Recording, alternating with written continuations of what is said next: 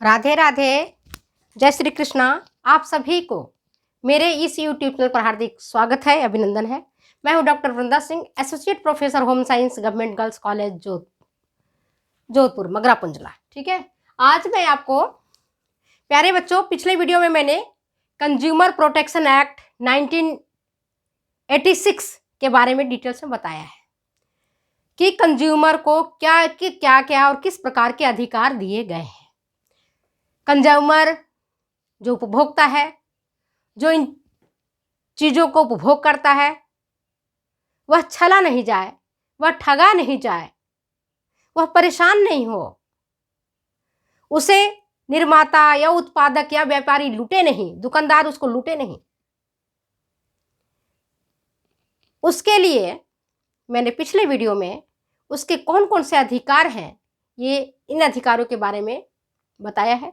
1986 में जो कानून बनाया कंज्यूमर प्रोटेक्शन एक्ट का, उसके बारे में मैंने पिछले वीडियो में विस्तार से चर्चा किया है। आज के इस वीडियो में आपको बताऊंगी कि कंज्यूमर का अधिकार तो है, लेकिन उसकी क्या रिस्पॉन्सिबिलिटी है, इसे भी जानना जरूरी है। आप केवल अपने अधिकारों की बात करोगे, अपने उत्तरदायित्वों की बात नहीं करोगे, असफल हो जाओगे। अगर सफलता प्राप्त करना है तो आप अपने अधिकारों के साथ साथ अपने कर्तव्यों को, अपने रिस्पॉन्सिबिलिटी को भी ध्यान में रखोगे, तभी हम मान लो हम कहते हैं मेरा अधिकार है, लेकिन आपका कर्तव्य भी तो है, आपकी उत्तरदायित्व भी तो है, आपकी जिम्मेदारी भी तो है। तो जिम्मेदारी को समझो।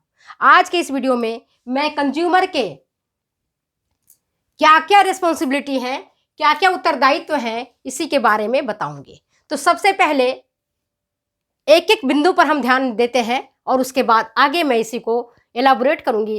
पहला उसका है उपभोक्ता की सचेतता। उपभोक्ता की सचेतता, कंज्यूमर्स कॉन्शियसनेस। कंज्यूमर्स कॉन्शियसनेस, उपभोक्ता अगर सचेत होगा, जागरूक होगा, तभी वो ठगा नहीं जा सकेगा। अन्यथा मार्केट में तो लुटेरे बैठे हुए हैं, आपको लूट लेंगे। आप चले जाओ सोना की दुकान में, आपको जानकारी नहीं रहेगा, आपको पहचान नहीं होगी, आप रिलायबल व्यापारी से, रिलायबल दुकानदार से अगर आप चीज नहीं खरीदते हैं, ठगे जाने की संभावना होती है। कई बार आप देखते हो ना, लोग हॉस्पिटल के पास में, बैंक के पास में लूटे जाते हैं। क्यों लूटे जाते हैं? कई बार आप अखबार में पढ़ते हैं, अच्छी तरह से पढ़ते हैं कि हॉस्पिटल के पास में कोई रोता बिलखता लेडीज या कोई जेंट्स या कोई नवयुवक या कोई बूढ़ा आपको कंगन दिखाता है, आपको अंगूठी दिखाता है, आपको सोने की चेन दिखाता है और ये कहता है कि मेरा परिजन तो बहुत बीमार है, मेरे पास पैसे नहीं है, मैं उनको आईसीयू में भर्ती करा के आया हूं, आप मुझे प्लीज, ये गोल्ड हमारे दादा के जमाने का है, हमारे पास पैसे नहीं, मेरे माता जी का दिया हुआ हार है, प्लीज इसे रख लीजिए, आप मुझे पैसे दे दीजिए। हम क्या करते हैं, लालच में आकर के और उस हार को या उस अंगूठी को या गोल्ड कॉइन को हम खरीद लेते हैं, ले लेते हैं। सोचते हैं मार्केट में तो 50,000 रुपये किलो, 50 रुपये तोला सोना है, यहाँ तो मुझे 25,000 रुपये ही तोले दे रहा है। मार्केट में 50,000 रुपये तोला सोना है और यहाँ पर मुझे 25 से 30,000 रुपये तोला सोना दे रहा है, और हम लालच में आकर के उसके सोना को खरीद लेते हैं। और जब हम सोने की जांच कराते हैं सुनार से, तो पता चलता है यार तो ये तो सोना था ही नहीं, इसके ऊपरी जो है ना कलई किया हुआ सोना है, सोना तो है ही नहीं। तब आपको ठगे जाने का एहसास होता है। तो क्या कंज्यूमर को सचेत होने की आवश्यकता नहीं है? कंज्यूमर को जागरूक होने की आवश्यकता नहीं है? आपने कैसे सोच लिया और आपका जो जमीर है वो कैसे अलाउ किया कि अगर किसी की पत्नी, किसी के बच्चे, किसी की माँ आईसीयू में भर्ती है, वो गोल्ड बेच रहा है, और आप उस निरीह प्राणी का, उस है ना जो मजबूरी में फंसा हुआ है, उसका गोल्ड आप आधे दाम में या आधे से कम दाम में खरीदना चाह रहे हैं, आपका जमीर कैसे अलाउ किया? यही ठगे जाने की संभावना होती है। तो यहाँ आप बचें, कंज्यूमर यही बचता है कंज्यूमर की सचेतता, कि कंज्यूमर को कॉन्शियसनेस होना चाहिए, जागरूक होना चाहिए, सचेत होना चाहिए कि अरे भाई अगर 50,000 रुपये तोला है और ये मुझे 25,000 में दे रहा है, क्यों दे रहा है, क्या कारण है? कभी मैं इसके बारे में भी तो चेक तो करा लूँ। देने से पहले आप उसको कहो कि भैया अगर आपका परिवार यहाँ पर बीमार, चलो सोना की दुकान है, खुलता है, सोनार से पता करते हैं। अगर रियल में सोनार होगा, है ना, और सोने का दुकान होगा, सोनार अगर बता देगा कि वास्तव में सोना है, आप उसको वाजिब दाम में, मजबूरी का फायदा उठा करके नहीं, वाजिब दाम में अगर हेल्प करना चाहते तो 2-4, 5,000, 10,000, 20,000 उसको ऐसे लाभ दिला दीजिए, लेकिन किसी को ठग करके नहीं। तो कंज्यूमर को क्या है, पहला काम कंज्यूमर की सचेतता। कंज्यूमर जब सचेत होगा, जागरूक होगा, वो नहीं ठगा जाएगा। तो रिस्पॉन्सिबिलिटी है उसको सबसे पहले सचेत होने की। दूसरा क्या है, शिकायतों के लिए आवाज उठाना। अगर आप ठगे गए, मान लो आपकी मती मारी गई, आप सचेत नहीं थे, आप सोने के रूप में ठगे गए, चांदी के रूप में ठगे गए, पैसे के रूप में ठगे गए, बिल्डर से ठगे गए, दुकानदार से ठगे गए, तो आवाज उठाइए, दबिए मत। ये मत सोचिए कि दुनिया मुझे क्या कहेगा, दुनिया मुझे बेवकूफ कहेगा। कहने दो, हमने बेवकूफ़ी करी है तो हमें सहना भी पड़ेगा, सहना भी सीख लीजिए। आप आवाज उठाइए। जो दुकानदार आपसे ठगता है, जो व्यक्ति आपसे ठग रहा है, जो बिल्डर आपसे ठग रहा है, जो लैंडलॉर्ड आपसे ठग रहा है, उसके विरुद्ध आप आवाज उठाइए। ग्राहक जागो, जागो ग्राहक जागो।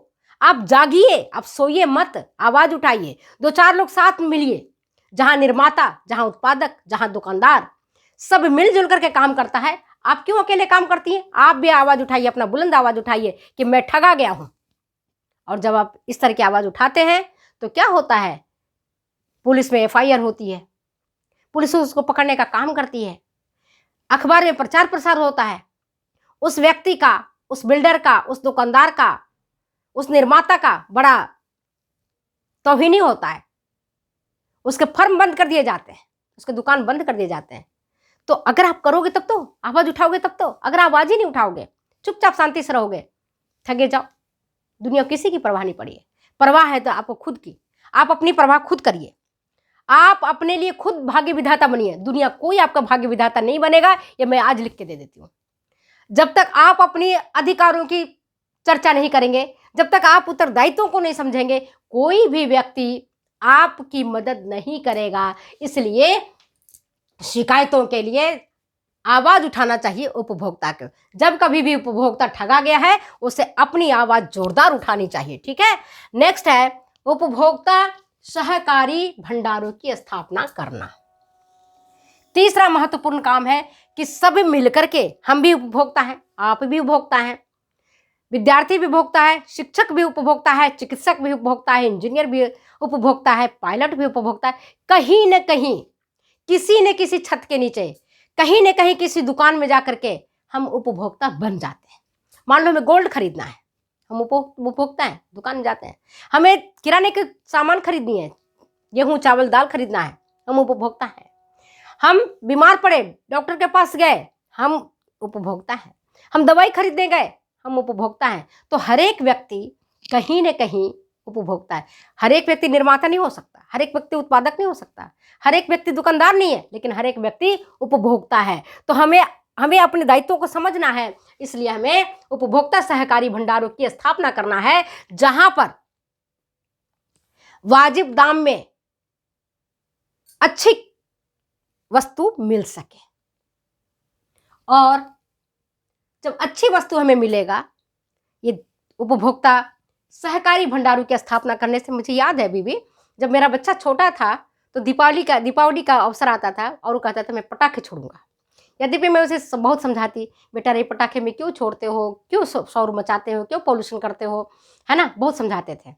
बिना पटाखे के भी अपने को करना चाहिए, लेकिन नहीं मानता, कहता मैं जाऊँगा खरीदूंगा। तो मैं उनको कहाँ ले जाती थी, उपभोक्ता सहकारी भंडार में। हालांकि लंबी लाइन लगी रहती थी पटाखे के लिए, लेकिन हम जाके वहाँ से लाते। वहाँ पर चीज़ें वाजिब दाम में मिल जाती हैं। वहाँ पर जो भी कंज्यूमर से रिलेटेड वस्तु है वो आपको सही दाम में और सही वस्तु मिल जाती है, ये बड़ी बात होती है। तो सहकारी उपभोक्ता भंडारों की स्थापना करना हर जगह, अगर सहकारी उपभोक्ता भंडारों की स्थापना की जाए तो उपभोक्ता के ठगा जाने की संभावना कम होती है। जैसे किराने के लिए आप किराना वहाँ से सामान खरीद सकते हो, घी तेल दूध खरीद सकते हो, है ना, दूध तो नहीं कहेंगे, लेकिन आपके अन्य चीज़ें जो सहकारी भंडारों में मिलता है, वहां आप खरीद सकते हैं। नेक्स्ट है उपभोक्ता संगठनों एवं परिषदों का गठन करना। उपभोक्ता का क्या दायित्व है कि वो संगठन और परिषदों का गठन करें, काउंसिल्स का गठन करें, क्योंकि जब उपभोक्ता जागरूक होगा, अपने लिए मंच तैयार करेगा, तभी उसकी आवाज सुनी जाएगी। मान लो मैं अकेले बोल रही हूं, इस दीवार के भीतर मेरी आवाज कहाँ जा रही है, कहीं नहीं पहुंच रही है, लेकिन सभी उपभोक्ता अपना संगठित होता है, अपने काउंसिल का निर्माण करता है, अपनी परिषद का निर्माण करता है, तो अपनी आवाज वो उस परिषद के माध्यम से, उस संगठन के माध्यम से उठा सकता है। आप भी जानते हो संगठन में बल होता है। एक झाड़ू या लकड़ी का गट्ठर आप देखोगे, तोड़ना मुश्किल होता है, एक झाड़ू एक साथ रहता है तो सफाई का काम कर देता है, लेकिन वही झाड़ू का अगर जिसमें से बंधा हुआ है वो रस्सी टूट गया उसका, तो झाड़ू एक तिनका बन के रह जाता है। तो हमें तिनका नहीं बनना है, हमें झाड़ू बनना है, हमें लकड़ी का बंडल बनना है, हमें गट्ठर बनना है। सभी उपभोक्ता को संगठित होकर के एक उपभोक्ता संगठनों का निर्माण करना है, परिषदों का गठन करना है और अपनी आवाज को उसके माध्यम से उठाना है, तब हम उपभोक्ता ठगे जाने से बच सकेंगे। नेक्स्ट है 5वां, विश्वसनीय दुकान से माल खरीदना। माल कहाँ से खरीदा जाना है? विश्वसनीय दुकान से। बहुत सारी दुकान होती है, जैसे फेरी वाला भी सामान बेच के चला जाता है। मान लो साड़ी आए बेचने के लिए, आपने साड़ी देखी और आपको लगा कि साड़ी ये 500 रुपये की है, 600 रुपये की, आपने साड़ी खरीद ली। बाई चांस साड़ी कटा फटा निकल गया या पुराना निकल गया या वो बहुत पुराना माल था, वो साड़ी आपने खरीद ली, रंग कच्चा निकल गया। अगर आप धोना देखोगे कि अगर आपको लगा कि नहीं ये तो यार पुराना माल था, हमने तो खरीद लिया, अब क्या करें? अब आपके पास साधन नहीं, कहाँ फेरी वाले को ढूंढोगे जाकर के? कहाँ ढूंढोगे? कहाँ? वो तो आकर के बेच के आपके पास सामान चला गया। इसलिए कभी भी माल खरीदो, कभी भी सामान खरीदो तो विश्वसनीय दुकान से खरीदो। आपको मकान बनाने के लिए अगर सीमेंट खरीदना है, अगर आपको लोहा खरीदना है, छड़ खरीदनी है, पेंट खरीदना है, तो आप विश्वसनीय दुकान से खरीदो, अच्छी क्वालिटी का खरीदो, अच्छे मार्का का खरीदो, जिससे कि आपको भी तसल्ली रहे और अगला जो व्यक्ति अपने लेवल लगा करके मार्केट में बेच रहा है वो आपसे ठगी नहीं करेगा। वो हो सकता है 2 पैसा अधिक ले, लेकिन वो माल घटिया नहीं देगा। अगर घटिया माल देता है और उसको एहसास होता है कि मैंने घटिया माल दिया है, तो आपका पैसा वो आपको रिफंड हो जाएगा, आपका माल आपको रिफंड हो जाएगा। लेकिन अगर आप घटिया दुकान से लेते हैं जिसकी कोई रिप्यूटेशन नहीं है, उससे आप लेते हैं तो ठगे जाने की संभावना 100% होती है। 100 का 200 300% बढ़ जाती है। अब फेरी वाले से आपने चीज़ें खरीद ली, चलता फिरता दुकान से आपने चीज़ें खरीद ली, तो उस दुकान का विश्वसनीय अगर नहीं है तो आप ठगे जा सकते हैं। तो ठगे जाने से बचने के लिए आप विश्वसनीय दुकान से आप माल खरीदें। मान लो गोल्ड ही खरीदना, आपको लड़की की शादी है, बेटे के ब्याह है, गोल्ड खरीदना है, तो आप देखो ना कि कौन सा दुकान जो विश्वसनीय है। कल्याण है, तनिष्का है, ये तो बहुत हाई लेवल के हैं। लेकिन आपके गांव में भी कोई दुकानदार होगा जिनकी रिप्यूटेशन होगा, जिनके यहाँ से आपके पिताजी, माताजी और भाई बहन सब खरीदते होंगे और उनकी दुकान में कोई शिकायत नहीं आती होगी। वैसे दुकानों से आप चीज़ खरीदें। चलते फिरते दुकानों से नहीं खरीदें, जिसको आप जानते नहीं उसके दुकानों से आप ऐसी महंगी चीज़ें नहीं, बिल्कुल नहीं खरीदें, है ना। तो विश्वसनीय दुकान से माल खरीदने की जिम्मेदारी किसकी होती है? कंज्यूमर की होती है। नेक्स्ट होता है वस्तुओं का ठीक ढंग से प्रयोग करना। वस्तुओं का ठीक ढंग से प्रयोग करना। जो भी आपने वस्तु खरीदा, मान लो हमने मोबाइल खरीदी, हमने आयरन खरीदा, है ना, प्रेस करने के लिए, इस्त्री खरीदी, या हमने माइक्रोवेव खरीदा, तो जब भी इलेक्ट्रॉनिक आइटम खरीदते हैं या इलेक्ट्रिकल आइटम खरीदते हैं तो उसका प्रयोग आप ठीक ढंग से करें, सुरक्षित ढंग से करें। अगर ठीक ढंग से नहीं करते, मान लो हमने मोबाइल ली, मेरे हाथ से मोबाइल गिर गया, टूट गया, और वो अभी गारंटीड पीरियड में है, गारंटी में है। अब हम उसके पास जाते हैं कि भाई आपने जो मोबाइल दिया था, मोबाइल तो टूट गया, गिर गया। दुकानदार हमें क्या कहेगा? मैडम अगर इसके अंदर की कोई चीज, सॉफ्टवेयर खराब होता है या कुछ होता है तो मैं आपको चेंज कर देता है, लेकिन आपने तो फोड़ के लाए हो, तोड़ के लाए हो, मैं आपकी मोबाइल चेंज नहीं करूंगा। अगर ठीक है, अगर आपने इंश्योर करा रखा है मोबाइल का, आपने 25,000 की मोबाइल खरीदी, 30,000 की मोबाइल खरीदी, अगर आपने उसकी इंश्योरेंस कराई है 1,000, 2,000, 5,000 रुपये दे करके, तब तो टूटने फूटने गिरने पर हुई जो क्षति होती है उसके लिए वो बंदा जिम्मेदार होता है जिसने आपकी इंश्योरेंस करी है। लेकिन अगर आपने ऐसे ही तोड़ दिया, इंश्योरेंस भी नहीं है, तब ऐसी स्थिति में वो नहीं चेंज करेगा, उसकी जिम्मेदारी नहीं है। उसकी जिम्मेदारी तब तक बनती है जब तक कि आपने उसको गिरा करके तोड़ करके उसका यूज नहीं किया है। इसी तरह से मान लो आयरन है, अगर आप सेफली यूज नहीं करते हैं, करंट आ जाता है, नुकसान होता है आपका। आप कहोगे कि करंट आ रहा है, नहीं, आपने सही तरीके से उसका उपयोग नहीं किया। अगर आप सही तरीके से उपयोग करेंगे, सुरक्षित उपयोग करेंगे, इसके बावजूद अगर उसमें से करंट आ रहा है, तो आप उसको जाकर दुकानदार को बता सकते हैं कि भाई आपके आयरन से करंट आ रहा है, मैंने जो वे माइक्रोवेव लिया ये ठीक प्रकार से काम नहीं कर रहा है, आप देख लो आकर के, तब वो चेंज करेगा। इसलिए सबसे पहले जो भी आप वस्तु लें उसका ठीक ढंग से आप प्रयोग करें, उसे तोड़े फोड़े नहीं, उसे टूटने फूटने से बचाएं। नेक्स्ट है 7वां बिंदु, वो ये है उपभोक्ताओं का सक्रिय सहयोग। उपभोक्ताओं का सक्रिय सहयोग से तात्पर्य समझते हैं?